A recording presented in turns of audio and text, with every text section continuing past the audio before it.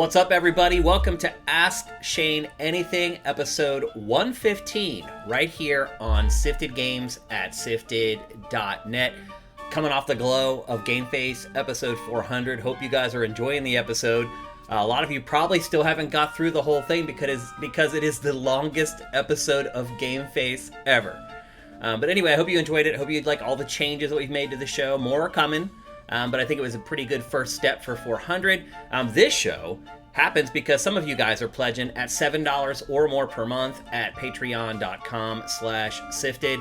Everybody gets to ask questions. Everybody gets to watch the archive. All our patrons, even our YouTube crew, get to watch the show now, which is a new thing. But we do give precedent to those of you who are pledging at that higher tier when we decide which questions to include in the show. So, again, if you like this show, thank the patrons who are pledging at that tier, or if you really like it, head on over to patreon.com/sifted and pledge at that tier to ensure that it keeps happening. We have another great selection of questions, as always, this week. Let's get to them. First up, we have a question from someone I hope continues to ask questions going into the future, and that is Squishy Muffin. Can you fathom what the successor consoles to the Xbox Series X and S names can or should be? It's like there is no good answer, really. Okay, I agree with that. I wouldn't put Xbox Series X and S in the same class as the Wii or the Wii U. As far as like stupid names for video game consoles, there are others that are worse for sure. But I do think that Microsoft made a mistake in not just following the typical nomenclature for its consoles. It should have been Xbox One, Xbox 2, Xbox 3, and on and on and on. Nintendo tries to get cute with the names of its consoles, and it does make a little bit more sense for Nintendo because it's more adventurous with its hardware, and a lot of times its hardware has some sort of a USP, a unique selling proposition. Obviously, the Switch, the ability to switch between console and handheld. The Wii, obviously, with the motion controls and wanting to get people together to play, as in Wii. So Nintendo at least has some kind of a flimsy excuse for the way it names its consoles. Although I will say this, I do think it's just going to go with Switch 2 this time. We'll see. But Microsoft should have followed in PlayStation's footsteps and just called it Xbox 1, 2, 3, 4. Remember, this isn't the first time we've done this with Xbox because, most people I think thought Xbox 360 was going to be called Xbox 2, and it wasn't. It was called Xbox 360. And when that console was starting to get long in the tooth, people were like, okay, is the next one going to be Xbox 720? And of course it wasn't. It was Xbox One. And then they had to put out the One X, and then I guess they took that X and just extrapolated it onto the next generation of I hear you, man. It's convoluted and stupid. Really, like the Xbox One X and the Xbox Series X, we are going from one console to a new generation. That's just terrible. It's just a terrible idea. So I hear you. As far as where do they go next? I mean, Series Z, or in Europe they'll call it Series Z. I mean, they could go with, like, the Y and the Z next, but then what happens after that? Does it loop around to where it's, like, Series A and Series B? It's idiotic. I hear you, Squishy Muffin. It is really dumb. I just really think nobody has any clue what Microsoft might do. I mean, it could actually finally go with, like, Xbox 2, and then finally fall in line the way it should have been all along. So I hear you, man. It makes no sense at all. And as they keep adding on like these new, it's like Xbox Series X 1 terabyte, Xbox Series X all digital, it just starts to become insane. It really confuses the typical consumer. I mean, look, it's confusing us, and we love video games probably more than we should, and we're still flummoxed by it. Imagine, like, my mom or, like, a lot of my brothers and sisters going to buy consoles for their kids. Like, they're hitting me up about this stuff. They're like, what is all this crap? So I agree with you. I think the way Xbox has named its consoles all along has been really, really stupid. But it may be one of those cases where it's just, like, too late to go back. Next up, we have a question from Greg or G. What kind of car do you drive? What kind of car would you like to drive if money wasn't a factor? Do you have a dream car that you realistically might be able to afford in the future? What kind of properties in a car are you looking for? Well, Gregor, if you've been watching Game Face all this time, you have seen my car hundreds of times. My car is in the open for Game Face. Yes, that black 370Z that you see in the open to Game Face is my car. And I'll just be honest with you, like, when I got that car, it kind of was my dream car. Like, I would never spend, no matter how much money I have, I would never spend like $250,000, 500,000, 750, $1 million on a car ever. It doesn't matter how much money I have. I would just look at that money as like, I could help my brother buy a house, or I could put a bunch of underprivileged kids through college. Like, I think about what I could do with that money that would be better for everybody instead of my ego. I have no interest in spending that much. Those cars are so overpriced. Supercars are a ripoff, man. They're just preying on the 1%, the mega rich. So when I got my 370Z, and I'll just tell you right now, that car is 13 years old. When I got my Z, I was working at Viacom. I was a VP, and that was pretty much my dream car. And when I say dream car, it was like, this is the most I'm willing to spend on a sports car. And you can dig up the information. 370Zs are like the cheapest sports car on the planet. Like, they sell for basically the same price as a nice Honda Accord. So that just shows you where I'm at as far as like what I'm looking for in a car. Now, my car right now is 13 years old. And it only has 40,000 miles on it, because when I got it, I was driving to work every day at MTV. That was 2 miles. And once I left MTV, I started working for myself, launched Sifted, and all the offices for Sifted have been just as close as those MTV offices were to where I live. And now I mostly just work from home. And so my car just sits there for the most part. Like, I'm spending all kinds of money on insurance, and I hardly ever use it. My wife has a car, and we tend to use her car for just driving around town and getting dinner and silly stuff, because our building, we have tandem parking, meaning that like I park first and then she parks in behind me. So anytime I need to get out, she has to move her car or I move it, and then I move my car out and then we move her car back in. It sucks. So generally we just putt around in her car when we go to get dinner at night or whatever. So my car is really old, but it still looks like brand new, both inside and out. So anyway, the most I would ever spend on a car is what I spent on that 370Z. Now, I will say, while I would never spend a ton of money on a car, well, the other thing, too, is that they depreciate so much. It's just stupid to spend that much on a car. But in some other universe where Porsches cost $5, my dream car is a Porsche 911 Dakar. It is a 911, but it's made for more than just the street. It's made to go off-road. It's like a rally car. So it's like a Porsche 911 that you don't have to baby, but it also looks badass. And look, I'll just say, growing up, I had posters on my walls of Porsches. So Porsche was my dream car as a kid. My dad built cars. My dad instilled a love of automotive in me, because he was always building cars, restoring cars. He worked like a typical job, and then his last 20 years of his life, he ran his own business rebuilding and restoring cars.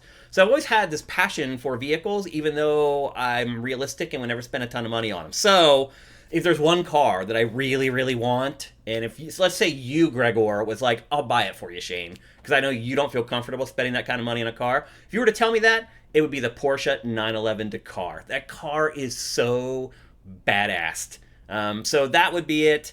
But again, the car I have now, I'm totally cool with, man. The good news is it's old, but it still only has 40,000 miles. And the other thing, too, is I drive it enough that it's not sitting there and getting old. And sometimes if you let cars sit, like the seals start to dry rot and other issues start to pop up. I drive my car enough that doesn't happen. But yeah, so dream car, Porsche 911 Dakar, but I'm also happy with mine, which is a 370Z. Next up, we have a question, and you knew there was going to be one from him. It's from Kevin. What mouse and keyboard do you use when gaming on your PC? So those of you who follow GameFace, Sifted, Ask Shane Anything, you know that I just built a brand new PC. Well, it wasn't brand new. I used some parts that I had. Like, I used the case and my power supply that I already had, and I think that's about it. The rest I replaced. So you may be wondering, did I get a new mouse and a new keyboard? No, actually. I was perfectly happy with my existing mouse and keyboard when I built my new PC. So I haven't got a new one. However, I will say this. The new PC has shown me all these new things about my mouse and keyboard that I did not know. So just first of all, both my mouse and keyboard are made by Logitech. I will swear by Logitech. I know they were just bought, and that does make me a little nervous that, with new ownership, their products may not be as quality as they have been in the past. That's possible.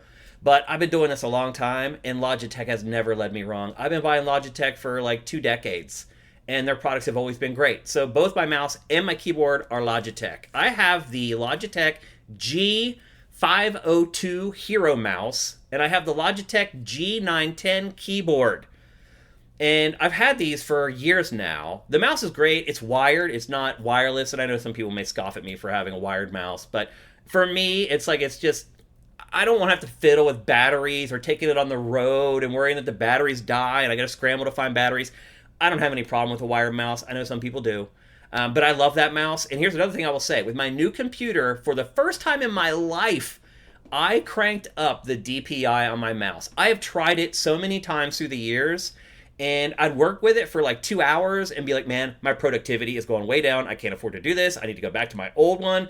And it's funny, now that I finally switched and got over the hump, I cannot imagine doing things the way I did it before, where I would have to move like my mouse all the way across the mouse pad to get the cursor to move all the way across the screen. Now, I move my mouse like an inch to make the cursor go all the way across the screen. And now that I'm used to it, I love it. But again, until I got this new PC, for whatever reason, I had given up on that. And I tried it again. I'm like, wow, I like this now. But the stuff that I've discovered, now that I have Windows 11 and a new PC, is that this keyboard and this mouse work together. Now, I'm not a big RGB guy. Like my PC, it only has one light in it, and that is for the capture card, and I can't turn it off. Otherwise, I would turn it off. I'm not like this person who wants like these crazy lights and these water coolers in his PC. My PC is a black case and nondescript as possible. In fact, I want people to not even know that it's there. So I don't care about the RGB stuff, but when you connect the mouse and keyboard to Windows 11 or even to Logitech's app, which is bloatware to be fair, they do crazy stuff. It's like, it'll do like waves of color across the keyboard and the mouse is synced with the keyboard. Like, I had no idea that all this stuff was happening. So I fiddled around with that stuff for a couple days. I showed it to my wife. She was like, whoa, that's awesome. And then I ended up selecting like a setting that was probably the most boring and basic of all the ones that they have on there. But getting this new PC has kind of opened my mind to new things, to try new things at least. So now my mouse is like a higher DPI, and I'm glad that I did that. And I messed around a little bit with the RGB stuff. But most of all, I just want reliable products. And the thing I like about this keyboard is that it is basically silent. It doesn't have like I think are they cherry switches? I can't remember what switches there are. And it's the G910. But they're just quiet. Like my gaming keyboard before this one was like clack, clack, clack, clack, clack, clack, clack, clack, clack. And it would drive my wife crazy. It would drive me crazy too, honestly. This keyboard is quiet and smooth as butter. I can type like 100 words a minute on this keyboard. And so I love them both. I love Logitech products. So if anyone asks me ever, like, what mouse or keyboard should I get? I always recommend Logitech because they have never done me wrong. Okay, our last question for this episode comes from Bachby. Hi Shane, congrats on 400 episodes of Game Face. Thank you. Is it just a me issue where there are now suddenly several games I'd like to play after a long dry spell? Or is cannibalization of games actually a problem publishers should look into like movie studios do? Do you think consumers will pick one and then try to get the others on discount? So Bachby's question was really long, and I chopped out a bunch of it. And one thing I shouldn't have chopped out that I did was that he was talking about how he's having problems figuring out whether he wants to pay full price for Star Wars Outlaws or Dragon Age the Veilguard, because they are coming out pretty close to each other, but not that close. They're basically like 2 months separate from each other, roughly. It's about 2 months. So to me, that example, I mean, you should be able to finish Star Wars Outlaws way before Dragon Age the Veilguard comes out. But I think the spirit of his question is like, are people willing to do that now? Because this year has really been kind of awful for video game releases. And maybe he's hinting at that people have been trained to not buy games because big ones haven't been coming out. And if that's the case, and they're like, well, I can only afford one, it might be a tough decision for them. And you're right, both are action RPGs, so there may be some crossover between the two audiences. But I think the heart of your question here is, are people now conditioned to a place where they don't buy a lot of games and instead they're going to wait and get them on discount? And I'll be honest, I've been surprised that a lot of you folks on Sifted are like that you don't buy a lot of games on day one. Now, you watch our shows and you love to watch Matt and I talk about them, but I'm surprised to hear that like a lot of you guys are like, okay, I'm listening to this so that 2 months from now when it's on discount, I'll know to buy it for $40 instead of the $70 or whatever. I was kind of surprised to hear that. So there's a lot of people out there, I think, that are doing this, Bachby. I think a lot of people are a little more cautious about their money. But do I think people are going to do that with these two games? I do not. I think people are going to buy Star Wars Outlaws, and then 2 months later, I think they're going to buy Dragon Age the Veilguard at full price. These are big games, and I don't see it as like this horrible stretch of mediocre game releases has convinced people not to buy games. I think it has created pent-up demand for great games. And so what I think you're going to see, and I think you're seeing a little bit right now with Black Myth Wukong, although a lot of that is just China sales, I think there's pent-up demand for big games. And what I think you're going to see instead is that a ton of people buy Star Wars Outlaws and a ton of people buy Dragon Age. So I think the spirit of the question was a good one. I think looking around the landscape, and you're right, comparing it to films, game studios could be a little bit better about that. Because you're right. Coming up here in October and November, it is a deluge of video game releases. I just updated release dates for 4 or 5 more games today from Gamescom that are October, that just got their release dates. October and November are going to be bangers. And so you're right, like it is kind of like, oh wow, like I had nothing to buy, but now I've got all this stuff to buy. But you also have all that money that you haven't spent all year long.